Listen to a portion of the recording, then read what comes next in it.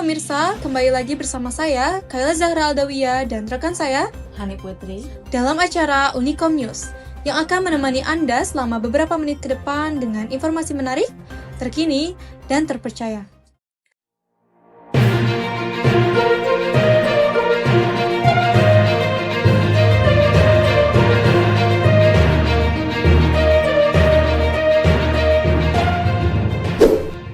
Polda Metro Jaya telah menuntaskan proses pemeriksaan terhadap Ajun, Inspektur 1 Ihwan Mulyadi.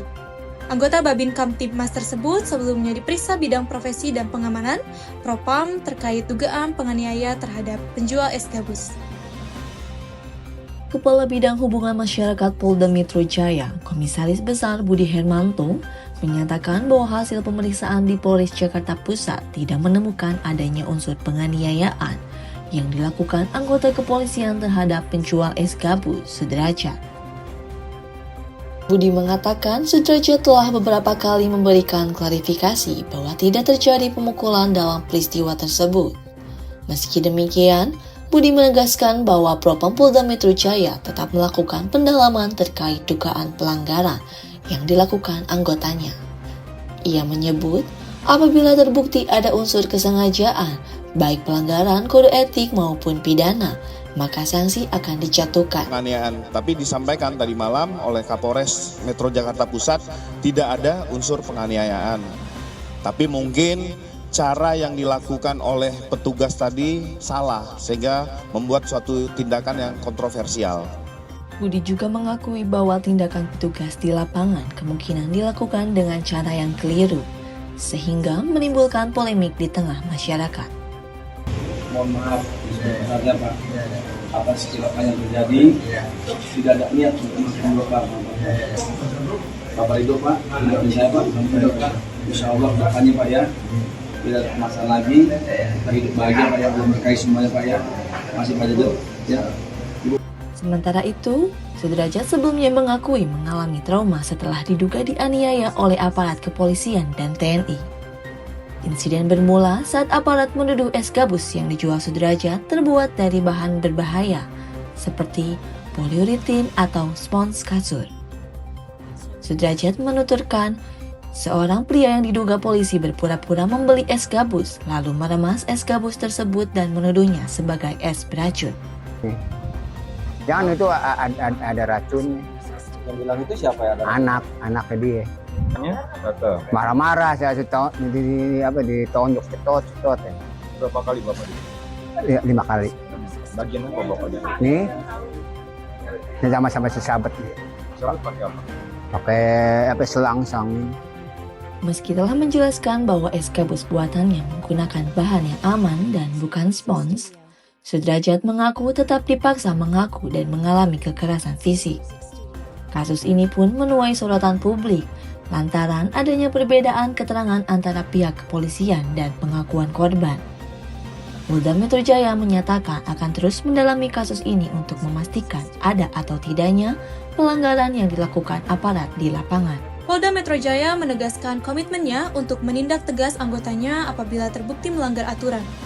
Sementara itu, kasus ini masih menjadi perhatian publik terkait perlindungan terhadap warga sipil dalam penegakan hukum.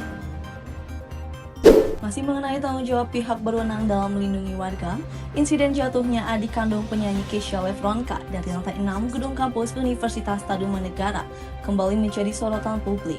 Peristiwa yang terjadi sejak 2023 ini kembali viral setelah diungkap secara terbuka oleh pihak keluarga pada awal 2026 melalui media sosial.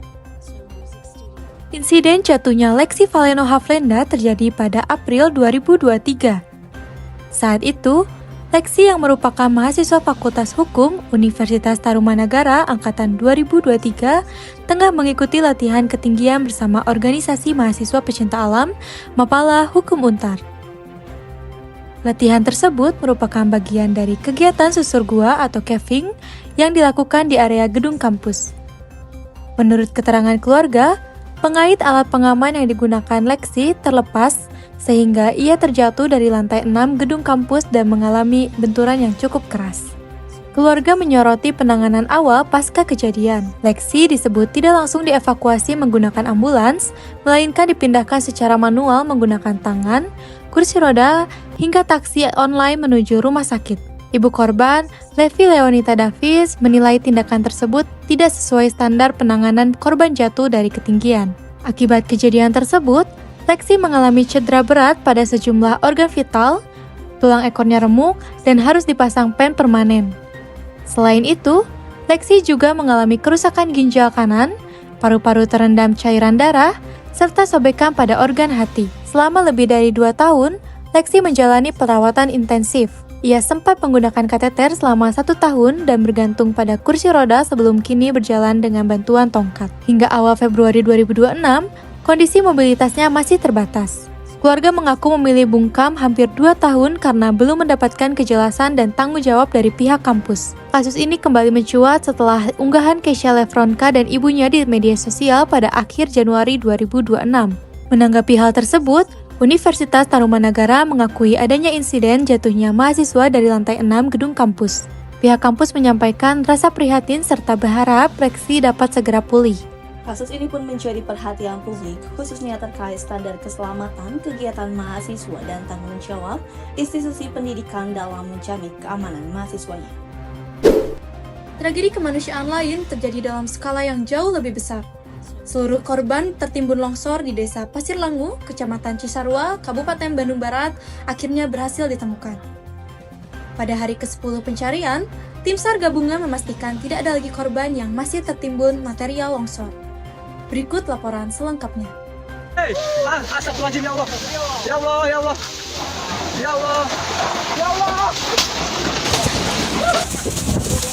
Tim SAR gabungan menuntaskan proses pencarian korban longsor di Desa Pasir Langu, Kabupaten Bandung Barat pada Senin siang 2 Februari 2026.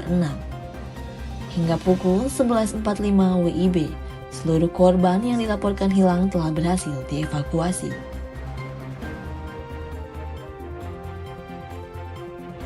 Kepala Kantor SAR Bandung, Adedian Permana, menyatakan total 80 kantong jenazah telah ditemukan, sesuai dengan data korban hilang yang sebelumnya dilaporkan. Pada hari ke-10 operasi pencarian, tim menemukan 4 kantong jenazah di sejumlah sektor. 1 jenazah ditemukan di area A2, 1 di area A3, dan 2 lainnya di area B2. Dengan temuan tersebut, operasi pencarian yang dimulai sejak 24 Januari 2026 resmi dinyatakan selesai. Meski seluruh korban telah ditemukan, proses identifikasi oleh tim Disaster Victim Identification atau DVI masih terus berlangsung. Hingga Minggu malam 1 Februari 2026, sebanyak 61 jenazah telah teridentifikasi, sementara 16 lainnya masih dalam proses pemeriksaan. Sebelumnya, hasil rekonsiliasi data lintas instansi mencatat total korban terdampak langsung longsor Pasir Langu mencapai 158 orang. Rinciannya, 78 orang selamat dan 80 orang meninggal dunia. Selain itu, bencana ini juga berdampak pada 564 jiwa dari 160 kepala keluarga yang terpaksa mengungsi. Para pengungsi kini ditampung di 2 lokasi, yakni Aula Desa Pasir Langu dan Gor Desa Pasir Langu. Sementara itu, sebanyak 48 rumah dilaporkan rusak berat di wilayah RW 07, RW 10, dan RW 11. Pemerintah Kabupaten Bandung Barat telah menetapkan status tanggap darurat bencana selama 14 hari. Anggaran sebesar 7,3 miliar rupiah dari belanja tidak terduga APBD 2026 disiapkan untuk penanganan bencana, mencakup layanan kesehatan, logistik pengungsi, pemulihan psikososial, operasional kebencanaan, hingga dukungan dapur umum. Dengan selesainya proses pencarian, fokus penanganan kini diarahkan pada identifikasi korban serta pemulihan kondisi para penyintas terdampak longsor.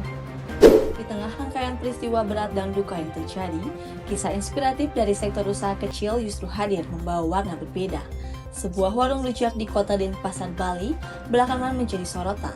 Setiap kali hadir di festival seni dan budaya, rujak dari warung Mak Lemak selalu ludes di serbu pembeli. Tak hanya rasanya, konsep penyajian rujak mukbang berukuran jumbo menjadi daya tarik tersendiri. Berikut laporannya. Inilah rujak mak lemak yang belakangan ramai diperbincangkan warga Denpasar. Disajikan dalam nampan besar dengan sambal pedas manis di bagian tengah, rujak ini tampil unik dan menggugah selera.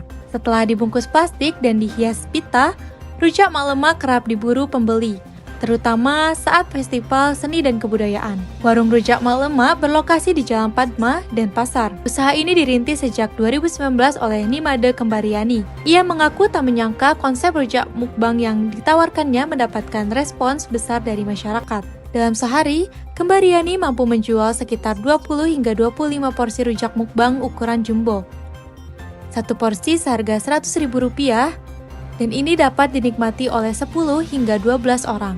Selain itu, rujak ukuran kecil seharga Rp10.000 bisa terjual hingga 300 porsi per hari, serta ukuran sedang seharga Rp50.000 untuk 5 orang. Pelanggan rujak mak lemak datang dari berbagai kalangan, mulai dari keluarga, komunitas, hingga perkantoran. Bahkan saat hari raya keagamaan, rujak mukbang kerap dijadikan hampers. Untuk menjaga kualitas, pemilik warung membeli buah segar setiap hari langsung dari distributor. Jenis buah disesuaikan dengan musim, seperti mangga gading, pepaya Bali, dan nanas. Dengan modal harian sekitar 5 hingga 7 juta rupiah, omset usaha ini disebut dapat menembus lebih dari 50 juta rupiah per bulan. Menurut Riani, kunci bertahan dalam usaha kuliner adalah konsistensi dan kesabaran. Dari usaha rumahan hingga menjadi favorit di berbagai acara, rujak mak lemak membuktikan bahwa inovasi sederhana bisa membuka peluang besar di dunia kuliner. Pemirsa, itulah rangkaian informasi yang kami sajikan untuk Anda hari ini. Semoga setiap pemberita yang kami hadirkan dapat menambah wawasan sekaligus menjadi pengingat akan pentingnya keselamatan, kepedulian, dan tanggung jawab bersama. Saya Khaila Zahra Aldawiyah bersama Hani Putri mengucapkan terima kasih. Kami pamit undur diri, sampai jumpa pada pemberitaan selanjutnya. Selamat siang.